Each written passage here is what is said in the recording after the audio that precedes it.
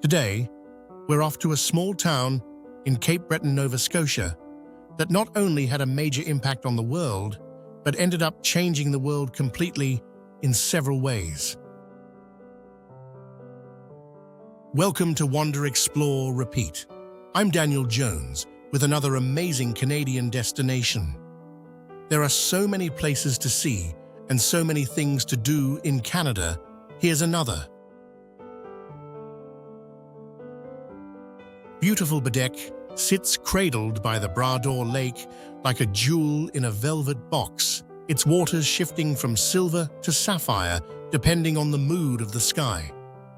The hills rise gently around it, rolling like soft green waves that seem to hug the village in a quiet embrace. Anyone arriving here feels as though they've stepped into a painting that politely refuses to let reality intrude. The breeze in Baddeck carries the scent of pine, salt, and a hint of, "You should really slow down and enjoy this." Sunlight dances across the lake in a way that makes even the most stressed visitor consider abandoning their responsibilities forever. It's the kind of place where time doesn't stop, but it definitely walks instead of runs. Just beyond this postcard-perfect scenery stands the Alexander Graham Bell National Historic Site, a museum that feels less like a building and more like a portal into one man's unstoppable imagination. Its glass walls overlook the same lake that inspired Bell's boldest experiments, creating a view so beautiful it almost distracts you from the fact that he changed the world several times over.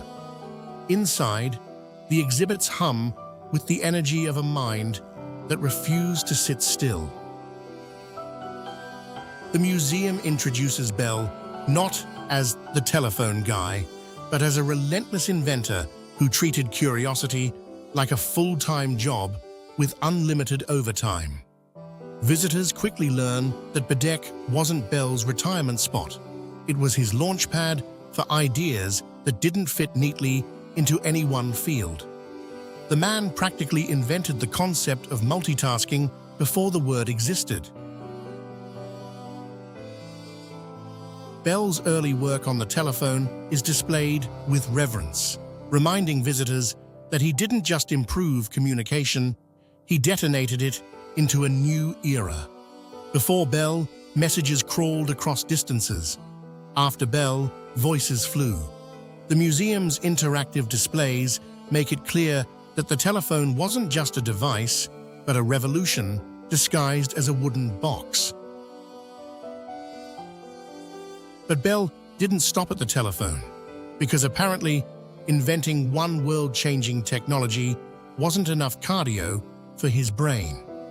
He dove into the photophone, a device that transmitted sound using beams of light, essentially the great-great-grandparent of fiber optics. Visitors often stare at the exhibit thinking, "Wait, he invented that too?" The museum highlights how the photophone was Bell's personal favorite invention. Even though the world took a century to catch up, he believed transmitting sound through light was the future. And he wasn't wrong. He was just early enough to make everyone else uncomfortable. It's the scientific equivalent of showing up to a party in 2080 fashion. Bell's fascination with sound extended into medical science, where he developed early versions of metal detectors to help locate bullets in wounded patients. His device was used in an attempt to save President James Garfield, proving that Bell's inventions weren't just clever, they were compassionate. The museum presents this chapter with a mix of pride and solemnity, reminding visitors that innovation often walks hand in hand with urgency.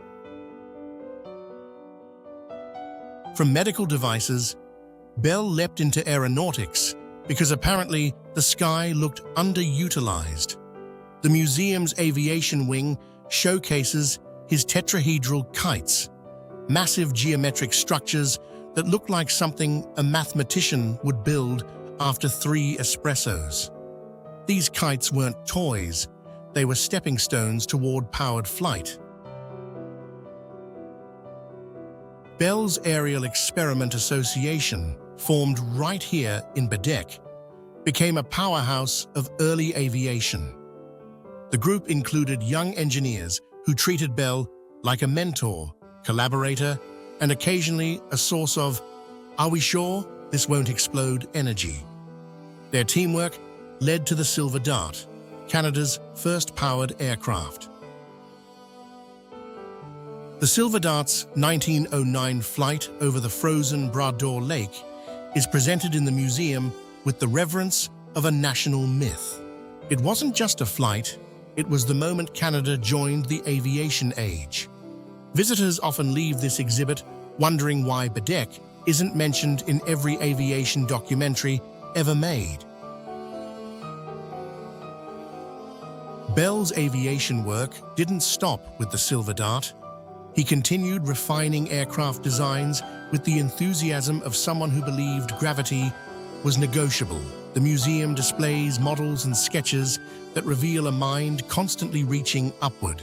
Even the failures look impressive, like prototypes from a steampunk universe. But Bell wasn't finished with the water either, because apparently he wanted to conquer every element except fire. And honestly, he probably tried that too. His hydrofoil experiments turned the Bras d'Or Lake into a test track for marine speed records. The museum's HD4 exhibit is a fan favorite, mostly because the boat looks like it was built by someone who whispered, "What if, only faster?" The HD4 shattered the world marine speed record in 1919, hitting 70.86 miles per hour, just over 114 kilometers per hour, a number that made newspapers gasp and seagulls rethink life choices. Bell believed hydrofoils could revolutionize transportation, and he wasn't wrong. Modern versions still rely on principles he refined right here in Baddeck. The museum displays the HD4 with the kind of pride normally reserved for Olympic athletes. Bell's curiosity also extended into genetics, where he experimented with sheep breeding to improve wool quality. Yes, the man who invented the telephone also invented better sheep. The museum handles this with gentle humor, acknowledging that Bell's interests were as wide as the Bras d'Or itself. His work with the deaf community is presented with deep respect, highlighting how his early career shaped his lifelong dedication to communication. Bell didn't just invent devices, he sought to connect people, especially those society overlooked. The museum's exhibits on this topic often leave visitors quietly reflective. Bell's experiments in Baddeck weren't isolated projects. They were interconnected threads of a mind that saw possibility everywhere. The museum emphasizes how his inventions influenced fields as diverse as medicine, aviation, communication, and marine engineering. It's like walking through the brain of someone who refused to accept that the world had limits. Even Bell's home, being Baddeck, overlooking the lake, became a laboratory disguised as a mansion.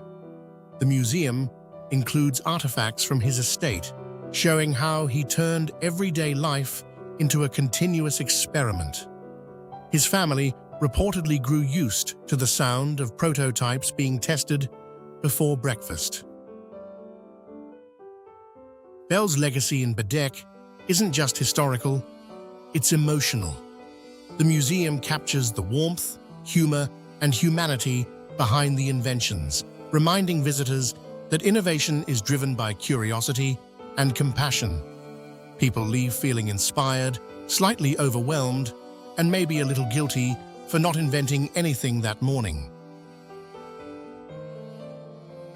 Baddeck's landscape may look serene, but Bell's workshop life was anything but, and the museum makes that contrast delightfully clear. His laboratory notes show a man who treated ideas like popcorn kernels, always heating up, always ready to burst into something unexpected. Visitors often find themselves laughing at the sheer volume of sketches, as if Bell feared the world might run out of paper before he ran out of thoughts. The museum's displays on Bell's speech and hearing research reveal how deeply personal his work truly was.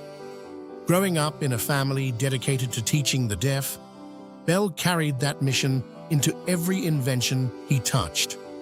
His compassion shaped his science, proving that innovation isn't just about cleverness, it's about connection. Bell's early experiments with visible speech are showcased with diagrams that look like a cross between musical notation and alien hieroglyphics. These tools helped deaf students visualize sound, giving them a new way to understand language. The museum presents these artifacts with a quiet reverence, reminding visitors that Bell's first passion was helping people communicate. As visitors move deeper inside the museum, they encounter Bell's experiments with early sound recording devices.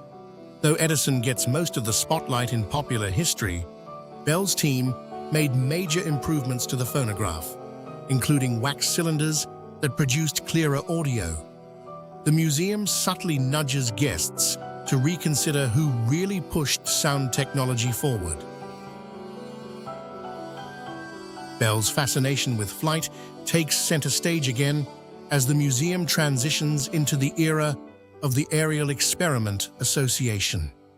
The walls are filled with photographs of young engineers standing proudly beside machines that look equal parts brilliant and questionable.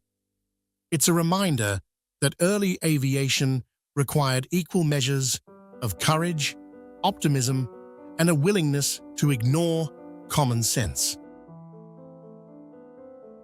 The museum's replica of the Cygnet, Bell's massive tetrahedral kite, is a crowd favorite.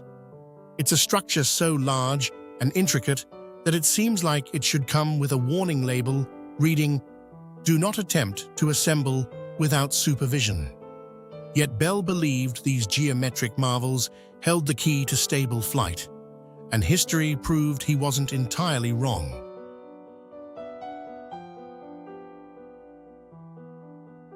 The Silver Dart exhibit continues the story with a sense of triumph.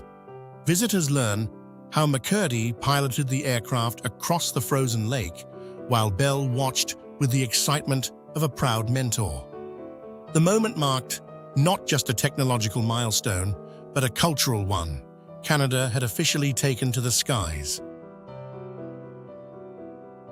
Bell's aviation work didn't end with that flight. He continued refining aircraft designs with relentless enthusiasm. The museum displays prototypes that look like they were built by someone who refused to accept that gravity had any authority. Each model represents a step in the evolution of flight, and each carries Bell's unmistakable fingerprints. The transition from air to water comes with the museum's dramatic presentation of the HD4 hydrofoil. The sleek craft sits like a sleeping predator, its metal surfaces hinting at the speed it once unleashed. Visitors often find themselves imagining Bell grinning wildly as the boat skimmed across the lake like a skipping stone with an engine. The HD4's world record is highlighted with newspaper clippings and photographs that capture the excitement of the era. Bell's team didn't just break a record, they shattered expectations about what marine travel could be. The museum's storytelling makes it clear that Baddeck wasn't just a backdrop, it was a partner in innovation. Bell's interest in environmental science appears in exhibits about his experiments with alternative fuels and sustainable farming.